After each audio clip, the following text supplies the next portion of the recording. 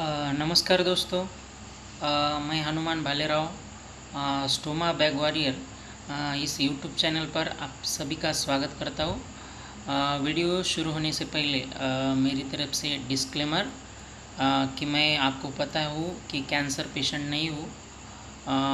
मुझे birth defect का problem है, इसके वजह से इलियोस्टोमी है 22 से। तो अभी ये ऑस्टमी मेरे साथ लाइफ टाइम के लिए बनी रहेगी। तो आप ध्यान में यही रखना, यदि आप ऑस्टमी पेशेंट हो और मेरा वीडियो देख रहे हो तो मैं कैंसर पेशेंट, क्रोन डिसीज़ वगैरह का टाइप का पेशेंट नहीं हूँ। तो आज हम बात करेंगे कि ऑस्टमी बैग जो होती ना, कोलोस्टोमी बैग हमारी कि एक ऑस्टमी पेशेंट होने के नाते वो हमें कितनी बार खाली करनी चाहिए। तो देखिए, ये टाइप पे डिपेंड्स है।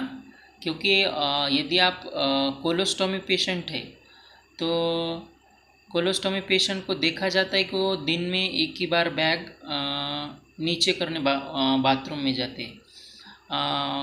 लेकिन इलियोस्टोमी पेशेंट की हम बात करेंगे तो वो दिन में 5 से 6 बार या 7-8 बार भी उन्हें जाना पड़ता है। जी हाँ, 1/3 फील जल्दी जल्दी होती है और उन्हें 7 या 8 बार करीब करीब जाना पड़ता है।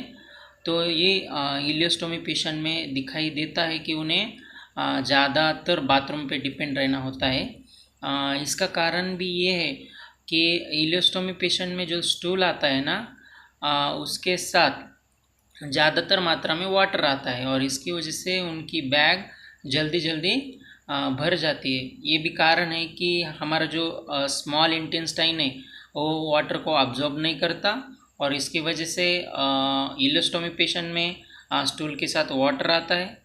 तो इसकी वजह से हमें ज़्यादा बाथरूम में समय जाना पड़ता है। और रात में ही जब हम सोते हैं तो सोने से पहले हम एक बार बाथरूम जाकर ही फिर बाद में सोते हैं, नीचे करके वो खाली करके बैग। और मेरी जब नई सर्जरी हुई थी ना, तो मुझे रात में 3 बार तो मैं करीब करीब उठता था पहले, क्योंकि लीकेज का कि नई सर्जरी होने के बाद डर होता है ना, तो इसकी वजह से उस समय में 3 से 2 बार उठता था। अभी वो टोटली बंद हुआ है, क्योंकि कभी कभार अभी नॉर्मल रूटीन में रात को एक बार बैग भरती है तो बाथरूम जाता हूँ एज अ इलियोस्टोमी पेशेंट होके। तो कुछ पेशेंट तो इलियोस्टोमी के ऐसे भी देखते हैं कि वो रात में भी नहीं जाते, सीधा सुबह उठते हैं और सीधा सुबह उठने के बाद ही वो बाथरूम जाते हैं। ये पूरी तरीके से उनके डाइट पे डिपेंड है। जी हाँ, तो किसी का डाइट डिसिप्लिन में होता है तो इसकी वजह से भी इलियोस्टोमी पेशेंट ज़्यादातर बाथरूम पे नहीं जाते हो। और यदि इलियोस्टोमी पेशेंट में खाना खाने के बाद तुरंत 2 या 2.5 घंटे में भी स्टूल आना शुरू होता है, तो इसकी वजह से जल्दी जल्दी बाथरूम जाना पड़ता है। लेकिन कोलोस्टोमी पेशेंट में ऐसा नहीं होता ना। कोलोस्टोमी पेशेंट में इरिगेशन वाले पेशेंट तो सुबह सुबह ही वो उनकी बैग खाली कर दे, सुबह ही उनका सब हो जाता है।